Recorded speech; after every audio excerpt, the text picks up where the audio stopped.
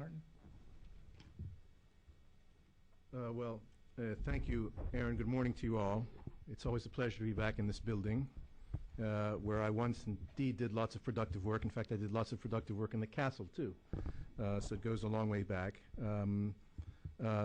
This is the first time that I've had Aaron and Hala as my hosts, and also Ambassador Gildenhorn in the audience. So that doubles the pleasure. And then what triples the pleasure, of course, is the diversity of this panel, which is, of course, the Wilson Center tradition. And I'm pleased to be a part of it. Now, I have come to Washington for a few months, a year, for the past 10 years. And this time I thought I would indeed find everything changed. A new administration, a new approach. Instead, I have seen the Obama administration fall into a few of the same traps that the Bush administration fell into in its first year or so. I see what I think is the same inability to keep an eye on the really important thing in the Middle East, the same tendency to be distracted by second-order issues, the same obsessive fixation on supposedly unfinished business from 8 years ago. And let me explain what I mean by that. And this may be counterintuitive because everyone thinks there's just been change. When the Bush administration came into office in 2001, it was chock full of people who still smarted from the accusation that 10 years earlier they had failed to finish off Saddam Hussein when they had a chance.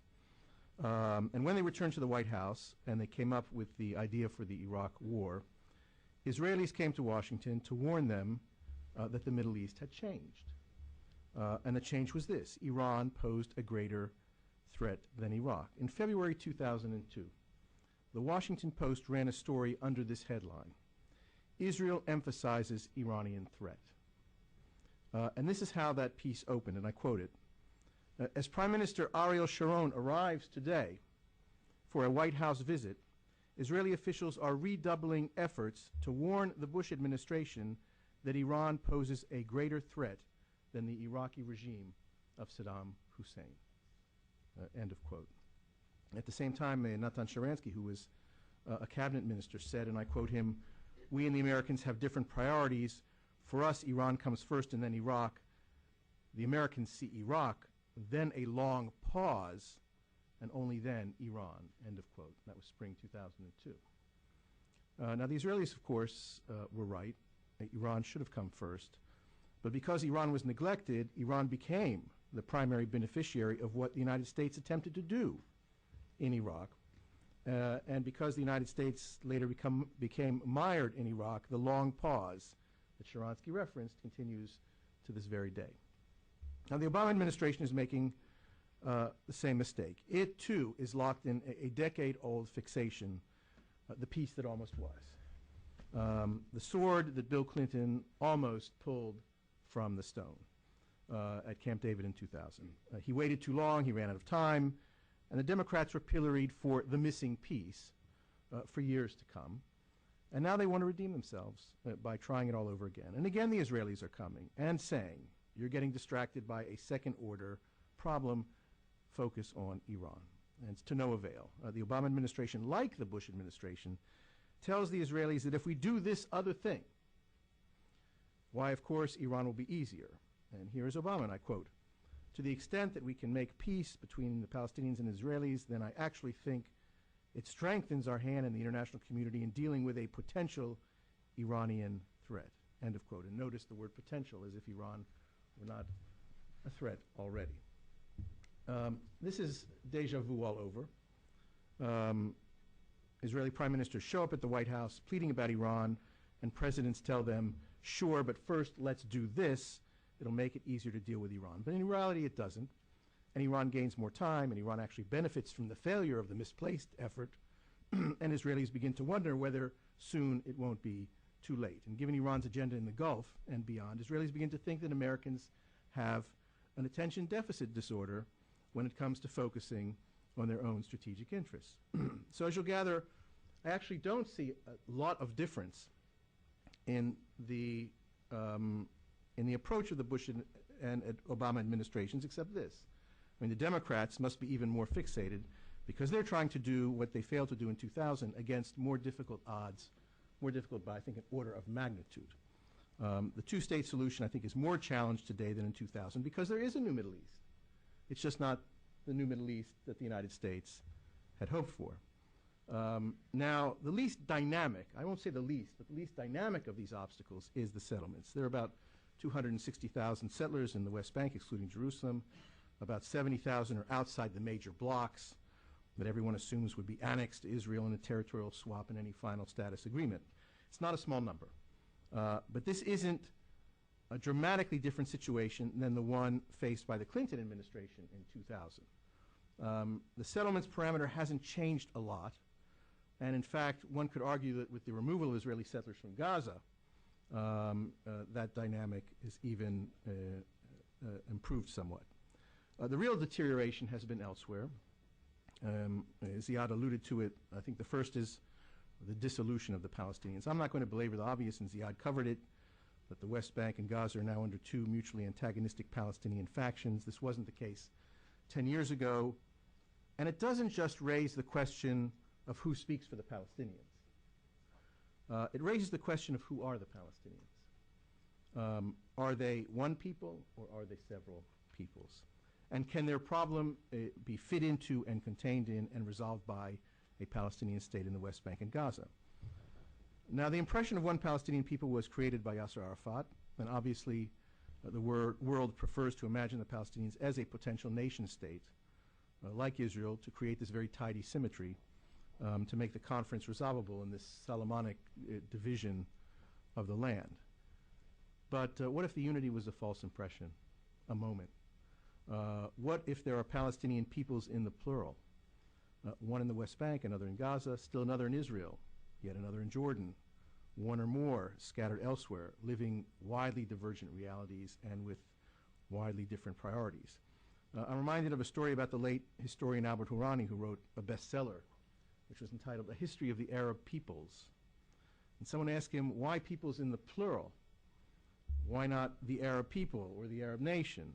And Professor Hourani said that he had to be true to history and not to a nationalist narrative of history. Now, you know what the nationalist narrative of the Palestinians says, that the Palestinians are one people with one geography.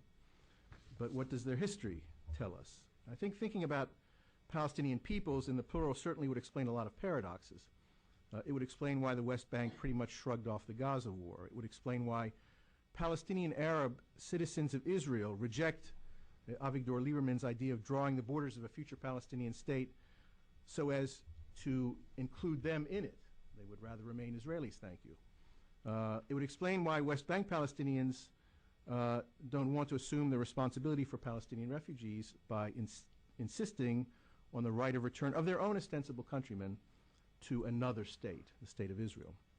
In fact, some of them would prefer to go stateless themselves than assume such a responsibility, and after all, why should they? As Abbas said to Jackson Deal in that Washington Post interview, life in the West Bank is, as he put it, normal, and we have a good reality. I think that's inaccurate myself.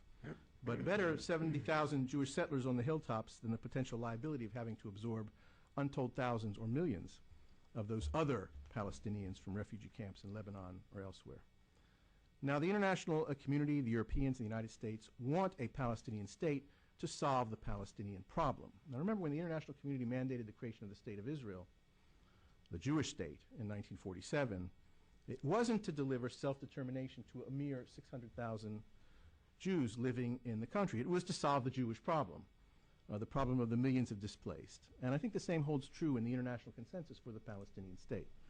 The difficulty is that isn't the state that all Palestinians want. It's often said, I think somewhat misleadingly, that both Palestinians in the West Bank and Israelis favor a two-state solution. And it's misleading because they aren't talking about the same thing necessarily. Some Palestinians only want a state if it won't negate other claims by other Palestinians against Israel. And until then, they prefer to remain stateless. And Israelis would only accept a Palestinian state if it ends all other claims against Israel. And until then, they're prepared to continue the occupation. Now, so far, I see no indication that the Obama team understands this. And if they did, I think far from raising expectations, as they have, they'd be lowering them.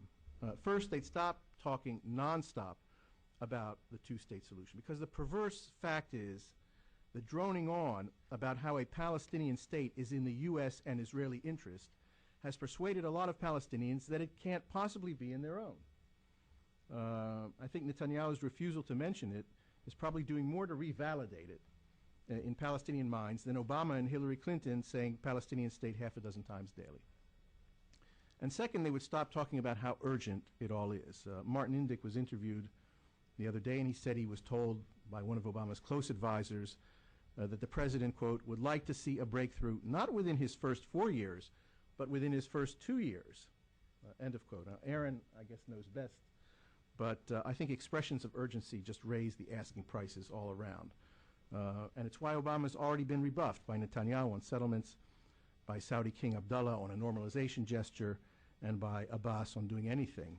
The first inning, I think, we've had 3 strikeouts. The other serious deterioration since 2000, of course, is the enhanced capability of Iran to project power into the Israeli-Palestinian theater. And it's not just that the Iranians have contributed to the fragmentation of the Palestinians by their support for Hamas. They have. It's not just that their support for Hezbollah has fed this whole narrative of resistance. Obviously it does. It's that this nuclear quest is making Israel rethink the strategic significance of the West Bank. I mean, has anyone noticed, for example, that Israel is spending now $250 million to build an underground command center in Jerusalem, which essentially duplicates one in the defense ministry in Tel Aviv, which is only 50 minutes away. Why? Because, as Ayatollah Rafsanjani reminded us, Israel is vulnerable to a single well-placed nuclear shot on Tel Aviv and the coastal plain, which contain 70 to 80% of Israel's economic assets and population. And because Jerusalem is presumably less likely to be attacked by a Muslim nuclear adversary. If Iran acquires nuclear weapons, Israel would be likely to want to disperse still more strategic, economic, industrial, maybe even demographic assets into widening belts around Jerusalem from every direction. And the purpose would be to persuade any adversary that Israel will remain entirely viable as a state and society even after a nuclear exchange, thus, of course, bolstering Israeli deterrence. So Obama is exactly wrong about linkage. Progress between Israel and the Palestinians won't make any difference to Iran's nuclear quest. But if Iran's quest succeeds, it could change the game between Israelis and Palestinians. And in fact, I think Iran's quest is already changing it. It's beginning to create a strategic rationale alongside the ideological and sort of lower-level security rationales against a Palestinian state. And once that happens, a Palestinian state is going to drop from the menu until either Iran retreats from its present path or the regime there changes. So I'll conclude. The Obama administration hasn't broken with the Bush administration. Like its predecessor, it's not zeroing in on the Iranian driver of the negative dynamic in the region. And during the Bush administration, that's why otherwise valuable things like the liberation of Iraq and free Palestinian elections blew back and enhanced Iran's power and that of the radicals. And that's why another mistake in this sequencing of U.S. priorities could blow back as well. President Obama called the nuclear Iran a game changer, and I think perhaps it's time for the United States to change its game too. Thank you, Martin. Summer?